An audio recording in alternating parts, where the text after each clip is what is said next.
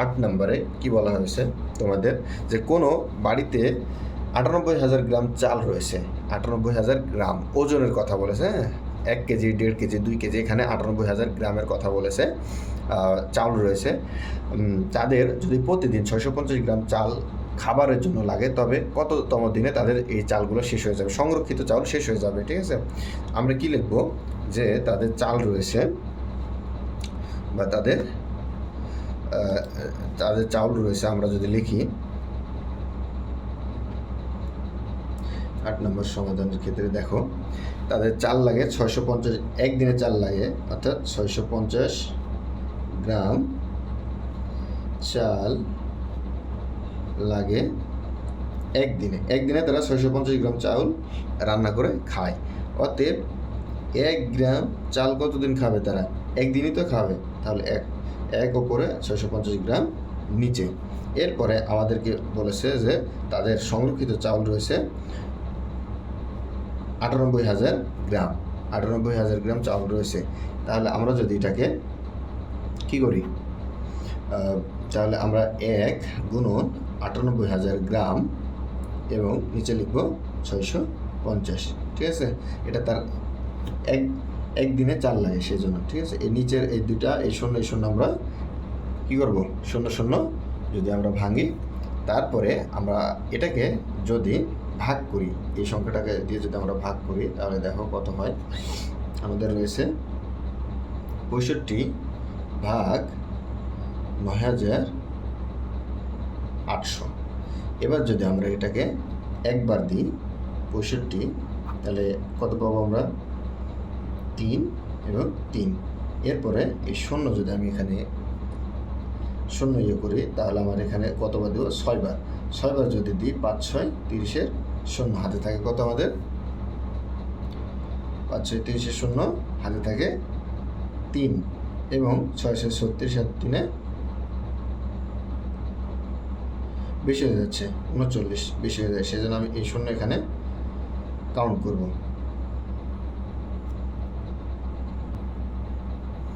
দেখো, যেহেতু আমাদের 6 বার দিলে বেশি হয়ে যাচ্ছে, সেহেতু আমরা কী করব, 5 বার দেব। কয়বার?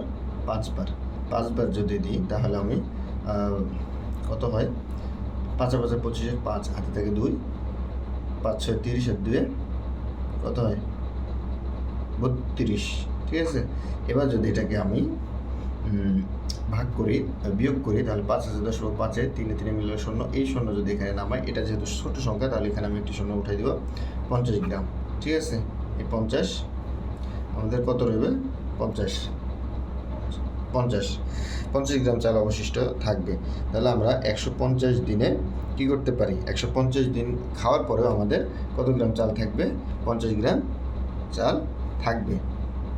দেখো, আমরা যদি ভাগ করি, খেয়াল করো, আমরা যদি ভাগ করি, তাহলে কি হবে, যে এখানে আমরা লিখলাম যে 650 গ্রাম চাল লাগে একদিনে, তাহলে একদিনে 1 গ্রাম চাল লাগবে কত দিনে, এটা উপর নিচ করে নিলাম। এরপরে কত করলাম, যে আমাদের 98,000 গ্রাম চাউল আছে, তাহলে এটা দিয়ে এটাকে যদি আমি ভাগ করি, তাহলে আমরা কত পাবো? 150। ঠিক আছে, 150 পাবো, এবং অবশিষ্ট হিসেবে আমার কত থাকবে? আরও 500 গ্রাম চাউল অবশিষ্ট থাকবে। অতএব আমরা এভাবে উত্তর লিখতে পারি, যে উত্তর লেখার সময় লিখবো যে উত্তর 150 দিনের পরেও চাল অবশিষ্ট থাকবে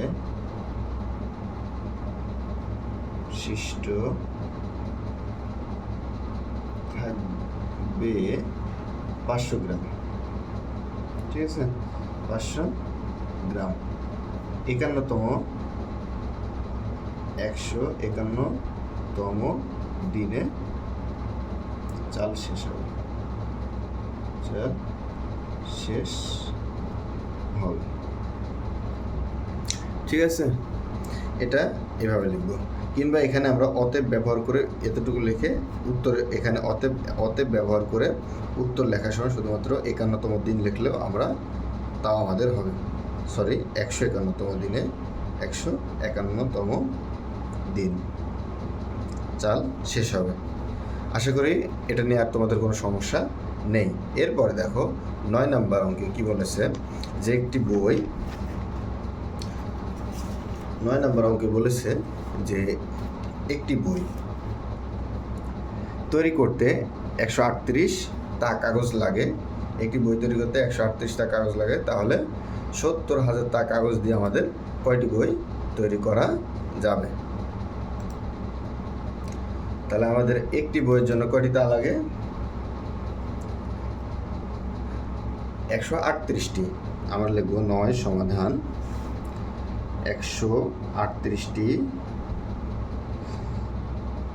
কাগজ দিয়ে বই তৈরি হয় একটি। ঠিক আছে, তাহলে একটি কাগজ দিয়ে বই তৈরি হয় 138 নিচে 1 উপরে। এরপরে আমাদের কি বলেছে যে 70,000, কত? 70,000 কাগজ মানে তা পৃষ্ঠা রয়েছে আমাদের কাছে। হ্যাঁ, আমাদের 1 গুণন এই 70,000 এবং 138। এবার এটাকে আমরা কি করব? ভাঙবো বা ভাগ করব। তাহলে আমাদের যদি এটাকে ভাগ করি, তাহলে 138 দিয়ে যদি এটাকে ভাগ করি, তাহলে হবে আমাদের 138 ভাগ 70,000। তাহলে এটাকে আমি 5 বার দেবো প্রথমে, 5 বার। ঠিক আছে, 5 বার দিলে তাহলে 5 বার যদি দিই 0, 3 5 15, 85 40 শূন্য, হাতে থাকে কত? 4, 3 5 15 আর 4 19, 9 5 5 আর হাতে রাখে 6, 0 9 আছে 1 1 হলো। তাহলে এই 0 যদি নামাই তাহলে আমার কি হবে? এখানে 100 ছোট, 138 বড়, সেজন্য আমি একটা 0 নিব। ঠিক আছে, এখানে 100 এবং এই 0 আমি নামিয়ে নিব। এরপরে আমি 7 বার দেবো। কতবার? 7 বার। যদি দিয়ে 7 বার, 27 56, 6 হাতে থাকে 5, 3 7 21 আর 5 26, 6 হাতে থাকে 2, 7 থেকে 7 আর 2 9। এবার যদি বিয়োগ করি তাহলে 4 3 34। ঠিক আছে, আমার অতএব আমি লিখবো যে অতএব লিখবো যে 138টা কাগজ দিয়ে বই তৈরি হবে।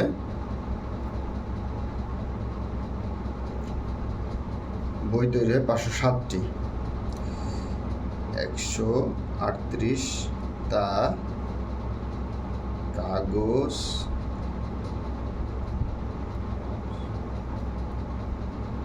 দিয়ে বই তৈরি 507টি এবং অবশিষ্ট 34টি। এই 34টি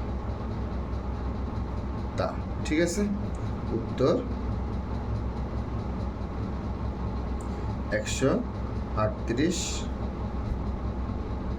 এখানে 507টি, উত্তর 507টি বই তৈরির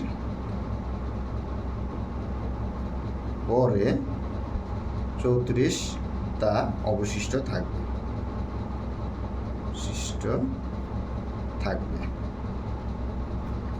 ঠিক আছে, আশা করি তোমরা এটাও বুঝতে পেরেছো। এরপরে দেখো তোমাদের পরের অঙ্কে বলতেছে 10 নম্বর যে শরীফ সাহেব, 10 নম্বর যদি আমরা দেখি, 10 নম্বরে বলতেছে শরীফ সাহেব তার নিজ গ্রামে দরিদ্র মানুষের মাঝে 750 টাকা করে 500 টাকার নোট দান করেন। তিনি মোট কত টাকা দান করেন? 750 টাকা করে দান করেন 500 টাকার নোট। তাহলে আমরা এইভাবে লিখব যে তিনি 500 টাকার নোট দান করেন,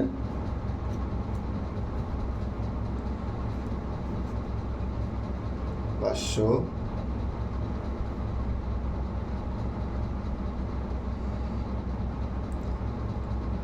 10 একটি নোট দান করেন 500 টাকার, ঠিক আছে, 500 টাকা। অতএব তিনি 500 টাকা করে 750টি নোট দান করেন। তাহলে কী হবে? 750 গুণন 500। তাহলে আমরা এটাকে যদি গুণ করি, 5 5 25, 5 হাতে থেকে 2, 5 7 35, 7 2 37, এবং এই 3টি শূন্য এখানে বসাই দেব। তাহলে তিনি কত টাকা দান করেন? 3,75,000 টাকা। 3,75,000 টাকা। উত্তর 3,75,000 টাকা দান করেন। ঠিক আছে, আশা করি এটা তোমাদের কোনো সমস্যা নাই। এরপরে 11 নম্বর অঙ্ক খেয়াল করো, দেখো 11 নম্বরে কি বলতেছে। 11 নম্বর অঙ্কে বলতেছে হচ্ছে রাখি প্রতি মাসে, 11 নম্বরে বলতেছে যে রাখি একজন ব্যক্তি প্রতি মাসে 950 টাকা করে সঞ্চয় করে, কততম মাসে তার সঞ্চিত টাকা 50,000 অতিক্রম করবে, এবং পরবর্তীতে বলা হয়েছে উত্তরটি ব্যতিক্রম হবে। তাহলে 950 টাকা সে এক মাসে, কত মাসে? এক মাসে। তাহলে লিখব 950 টাকা সঞ্চয়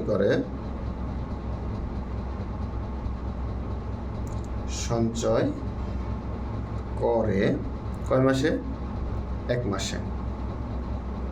এরূপ তাহলে 1 টাকা সঞ্চয় করবে 950 টাকা, সে 50,000 অতিক্রম করবে কত মাসে, তাই না? 50,000 টাকা সঞ্চয় করে 1 গুণন এই 50,000 এবং 950। তাহলে এই দুইটা শূন্য কাটার পরে আমরা যদি এখন আমাদের 95 ভাগ 5,000, তাহলে 5,000কে যদি আমরা ভাগ দিই, তাহলে যদি প্রথমে 5 বার দিই, 5 বার যদি দিই, তাহলে আমাদের হবে 5 6 30, কত হয়? 5 6 এই 5 এবং 5 5 25, 5 হয়, হাতে থাকে 2, 5 9 45, 46 47, ঠিক আছে। 5 10 5 হাতে থাকে 1, 8 আছে 10 2 মিলালে 0, তাহলে এই 0 নামাবো। এবার যদি আমি 2 বার দিই, 2 বার দিলে 190। এরপরে যদি বিয়োগ করে 0 এবং 6 1 1 মিলালে 0 বসে না, তাহলে আমাদের 52তম মাসে তারপরেও তার 60 টাকা কি থাকবে? অবশিষ্ট থাকবে। এবার আমরা উত্তর অতএব এভাবে লিখব যে অতএব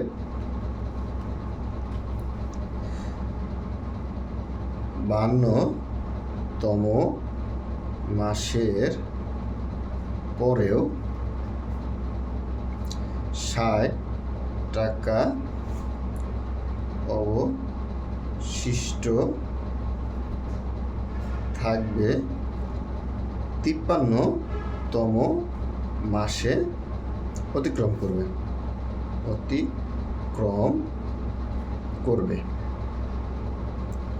তাহলে উত্তর লিখব, উত্তর 53তম মাস, ঠিক আছে। উত্তর লিখব কত? 53তম মাস। উত্তর লিখব আমরা কত? 53তম মাস। এরপরে দেখো পরের অঙ্কে কি বলতেছে, আমাদের 12 নম্বর অঙ্কে বলতেছে যে আশাদ মুরগির খামার করার জন্য 345টি ব্রয়লার মুরগি এবং 225 টাকা দরে ক্রয় করলো, এতে তার কত টাকা খরচ? ঠিক আছে, তাহলে আশাদ কি করছে? ব্রয়লার মুরগি কিনেছে। একটি মুরগির ক্রয়, আমরা এবার লিখবো 12 নম্বর, একটি মুরগি কিনে, একটি মুরগি ক্রয় করে 225 টাকা। তাহলে এরূপ সে 345টি মুরগি ক্রয় করে 345 গুণন 225 টাকা, ঠিক আছে। তাহলে এখানে যদি আমরা গুণ করি, তাহলে দুইটাতে হবে 77,625 টাকা, 77,625 টাকা। আমরা গুণ করবো হচ্ছে 345 গুণন 345 গুণন 225, তাহলে আমাদের উত্তর হবে 77,625 টাকা। ঠিক আছে, আশা করি এটাও তোমরা বুঝতে পেরেছ। উত্তর 77,625 টাকা। এরপরে দেখো আমাদের 13 নম্বর অঙ্কে বলেছে যে একটি আলমারিতে 560টি বই রাখা যায়। এই রকম কতটি আলমারিতে 3,79,680টি বই রাখা যাবে? ঠিক আছে, তাহলে আমরা কি করব, এবার লিখব যে একটি বই রাখতে 13 নম্বর 560টি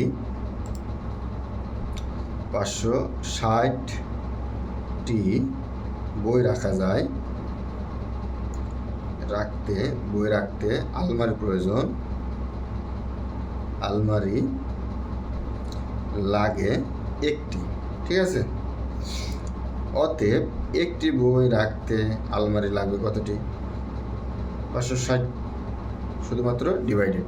এরপরে আমাদের সংখ্যা হচ্ছে 3,79,680টি বই রাখতে আমাদের আলমারির প্রয়োজন। এই 560 ডিভাইডেড 1 গুণন 3,79,680। এটা ঠিক। এবার যদি আমরা এটাকে ভাগ করি তাহলে আমরা এই দুইটা শূন্য কাটলাম। ঠিক আছে, তাহলে এটাকে যদি আমরা ভাগ করি, এবার আমাদের ভাগফল হিসেবে পাবো, আমাদের থাকবে 56 ভাগ 37,968। তাহলে এটাকে প্রথমে আমরা দেবো 6 বার। 6 বার যদি দিই, যেহেতু এটা 3টে সংখ্যা দেবো, 6 6 36, 6 হাতে থাকে 3, 5 6 30, আর হাতে 3 33, তাহলে 3 এবং 4 43। এবার এই 6 আমরা নামাবো। এরপরে আমরা দিব 7 বার। 7 বার যদি দিই, 6 7 42, 2 হাতে থাকে 4, 5 7 35, 36 37 38 39, তাহলে 39। এবার 4 9 13 পাবো, 9 10 11 12 13, 4 44। এবার এই 8 নামাবো। ঠিক আছে, এবার 8 নামানোর পরে আবার আমরা 8 বার দেবো। 6 48, 8 হাতে থাকে 4, 5 আসতে 40, আর 4 40। তাহলে আমাদের আলমারির প্রয়োজন 678টি। উত্তর 678টি আলমারি প্রয়োজন। ঠিক আছে, এরপরে দেখো আমাদের অঙ্ক নাম্বার হচ্ছে 14 নম্বর অঙ্ক। 14 নম্বর অঙ্কে কি বলেছে, একজন পেঁয়াজ ব্যবসায়ী কি করেছে, সে 1880 টাকা দরে 1264 বস্তা পেঁয়াজ ক্রয় করে। তারপরে তিনি প্রতি বস্তা পেঁয়াজ 2150 টাকা দরে বিক্রি করলেন। পেঁয়াজের ক্রয় বাবদ কত টাকা খরচ হলো? প্রথমে ক নাম্বার হচ্ছে পেঁয়াজের ক্রয় বাবদ কত টাকা খরচ হয়। তাহলে আমরা লিখব যে এক বস্তা পেঁয়াজ ক্রয় করেন। 14 নম্বর প্রথমে ক লিখব যে এক বস্তা 14 ক যে একটি বস্তা ক্রয় করতে খরচ 1880 টাকা। এরূপ তুমি যদি 1264 বস্তা পেঁয়াজ ক্রয় করো, তাহলে অবশ্যই তোমার বেশি টাকার প্রয়োজন। তাহলে আমরা এই দুটো কী করবো, গুণ করব। গুণ করলে আমাদের গুণফল হবে